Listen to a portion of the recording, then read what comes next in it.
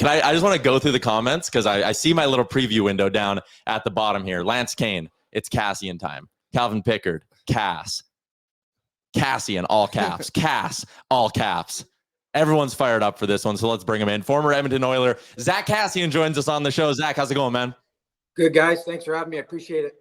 Yeah, fired up to have you on, and I was very fired up in the building before games 3 and 4 because they had you doing the whole intro at Rogers Place, the like spoken word essay.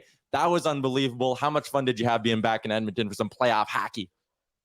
Honestly, it was pretty special. Obviously, you play in Edmonton, you're kind of worried about playing. You're not so much worried about all the extracurriculars, but to get off the plane and see the support and kind of soak it all in and see kind of that different side of the game and kind of do it in a relaxed environment was a lot of fun.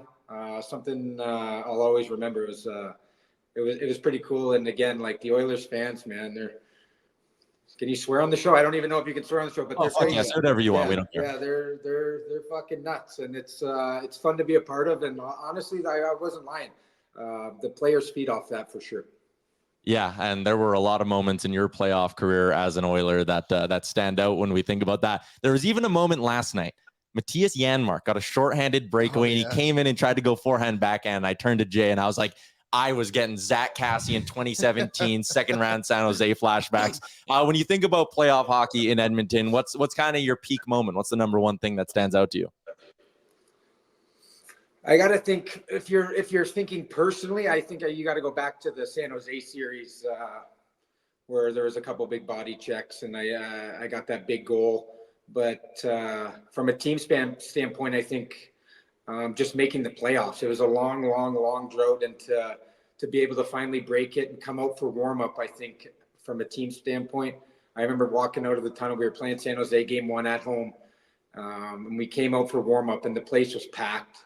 The glass was shaking. You could barely hear anybody next to you, and everyone was kind of looking at each other like, "Holy shit, this is the real deal." And they must have been really missing it. Yeah, I remember that. Like you walk into the building and you're right. Like the lower bowl was 95% full for warm up. Like that's insane. You don't get that in another market. No, I know that for a fact. And I know all the players appreciated it, but still to this day, like you get goosebumps talking about it. And I think you go to those other Canadian teams, it's not nearly as passionate as Edmonton. Obviously, Toronto, half of them are down getting drinks, eating food until the 5-minute mark and is into the first or second period. So it just shows again how passionate Edmonton is about hockey and how much they love the Oilers. Sorry, I got one more and then I'll go to you. But a bunch of people in the chat have brought this up. For people who haven't had a chance to go to the game yet, the Oilers have a tattoo stand set up on the main concourse for people to get tatted. And Mac wants to know, can you show us the Oilers tattoo you got in Rogers Place? Of course, bud. Of course. Let's get it right in there. Where is it? You see it? Oh, there it is. Oh, there it is. That oil drop. Beautiful.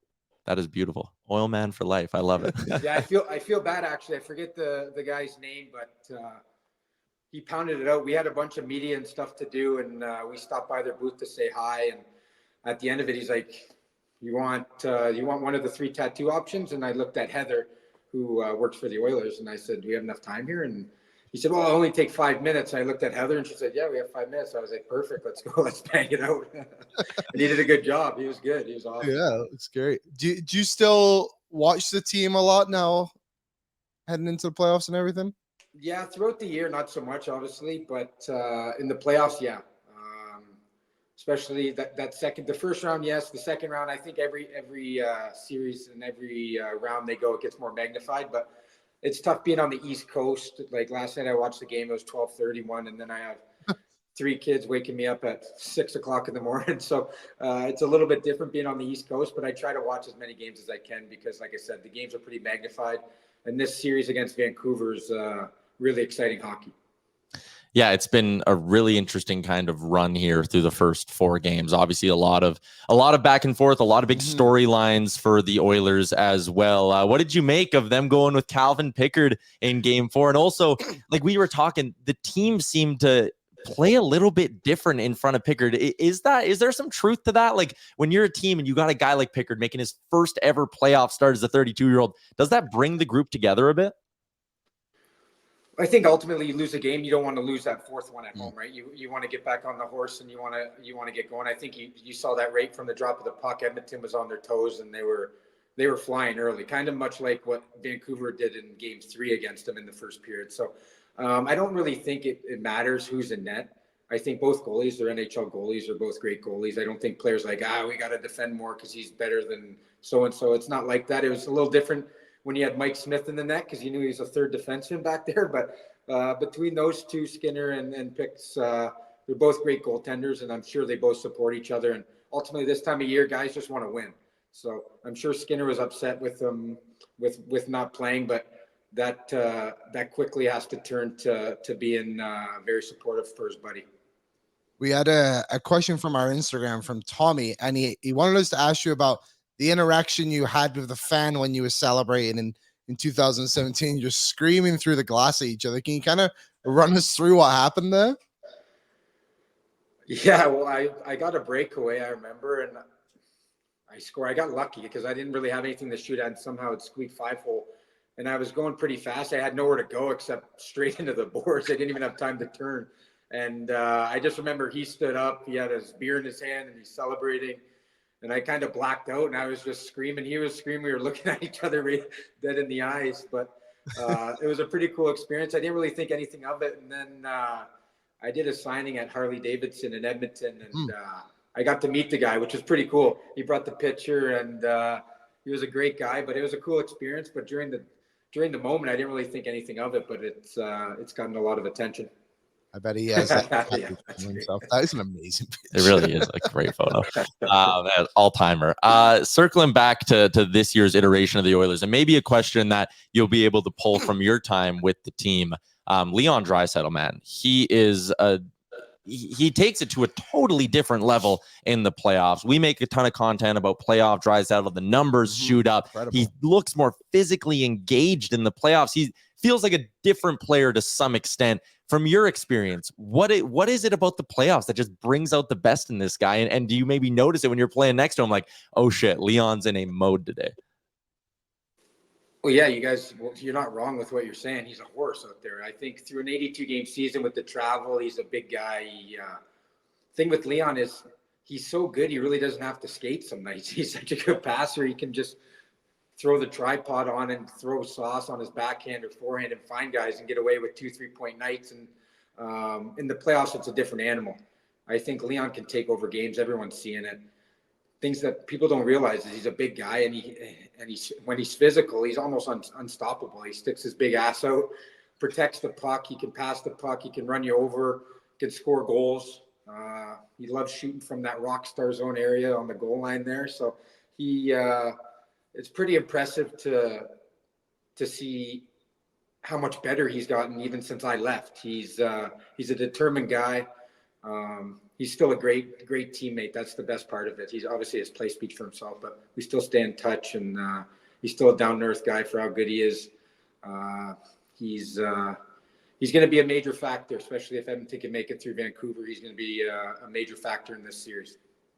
That kind of ties in nicely to my next question. But I mean, you were obviously in Oiler for a really long time, and you were there in that first playoff run, the return from the decade of darkness. When we look back at those highlights, it's like, holy shit, that's a baby-faced Connor McDavid. Yeah, that is a baby-faced Leon Draisaitl, even the guy with the beard going. But what I'm curious about is the off-ice stuff with this group. How did the team as a whole, and maybe even from a leadership perspective with guys like Nurse and Draisaitl and McDavid, how did they change and evolve from that first playoff run in 2017 to that run to the Western Conference Finals you were a part of in 2022?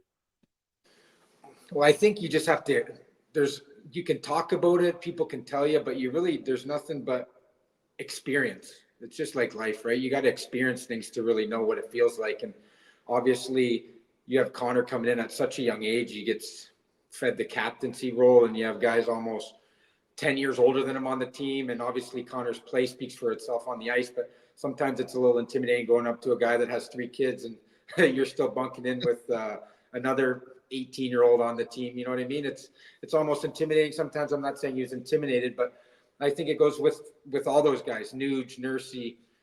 Those guys have played together for a long time and have been in the league a long time. But in order to have success in the playoffs, I think you need to experience some heartbreak, really. And you need to learn some lessons. And I think they've done that. And I think it shows this playoff run. I think they're composed. Even after game 3, it was a heartbreaker, but you listen to them in the media. They're not too high, not too low. They're kind of just even keel. Like, let's go on to the next one. That's why we play 7 games kind of thing. So it's good to see. Obviously, there's nothing you really can do except experience the playoffs, and then you realize what you're going into the following year or the year after or the year after that. But you can see they're very seasoned, and I think it's going to pay dividends, especially later on in this series. Yeah. A last area I kind of want to hit on for you is just what's next for Zack Kassian. I know you were out in the Czech League for a little bit this year. You still had that itch to keep playing. What's the next few months look like? Have you given any thought to maybe going back overseas, continuing your playing career, or are you just maybe kicking up and enjoying family time for now? No, yeah, I got to. No, I'm definitely not playing again. I think it's weird. You retire and then you sit around for 2 weeks and your body feels great and it's nice to kind of relax, but then you start to get the itch. And then that Czech League kind of proposed itself, and I thought, why not? You know, I've always wanted to go play in Europe and see what it was like, but obviously it wasn't the right fit. I had to move away from my family, and obviously my style isn't quite like the European style over there. So it was a cool experience. I'm happy I did it, but definitely not going to be going over there again. I think it's officially time to call it quits and look into maybe something else to do with hockey and get involved in the hockey world other than playing. Obviously, in an ideal world, you'd like to play for as long as you can, but unfortunately, things happen where you can't. And I'm looking forward to the next chapter. Hopefully, it's in hockey. I feel like I've been given such a good opportunity, so blessed to play in the league. I feel like I'd be falling short if I kind of didn't give my knowledge to other people and give back to the hockey world after what they did for me. So hopefully something comes up here. Hopefully stay in the game, because that's obviously where my heart is. And let's face it, that's basically the only thing I've been doing my whole life. So since I've been 7, 8 years old. So it's something I'm well tuned to do, and we'll see what happens here down the road. I got one more. Okay, one more. Will we see you back in Edmonton before this playoff run ends? That's a big question mark. We'll see. We'll see. Can't give it away. No, I don't know. I enjoyed my time there. It was pretty sweet. So we'll see. Definitely not out of the question. But we'll definitely see what happens. I will end with this. A great story I like to tell people. Your last goal in that series against Colorado, I was sitting in the stands. You score, massive moment. It gave the fan base hope again in an elimination game. Yeah. And sitting right behind me in the stands, I'm not kidding, Ben Scrivens was right behind me. And I turned around and I gave him a look and a smirk. And he looked at me and he goes, "Great trade." And man, what a trade it ended up being for the Oilers. You were a fan favorite, you know that. You're getting a ton of love in our chat. Brad, Zack Kassian, greater than my wife. Zach says make Cass a regular on the show. You were a great Oiler man. We loved watching you do great things in the playoffs, and we appreciate you giving us some time here today. Yeah, Liam, Tyler, thanks for having me, guys. Appreciate it. Perfect. Enjoy the rest of the playoffs. Thanks, Zach. Yeah, take care, guys.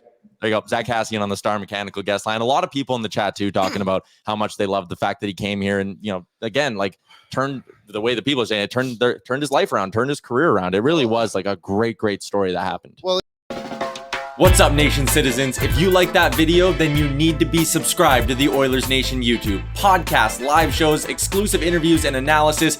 Everything you need from your favorite voices at Oilers Nation. And you don't want to miss any of it, so hammer that subscribe button.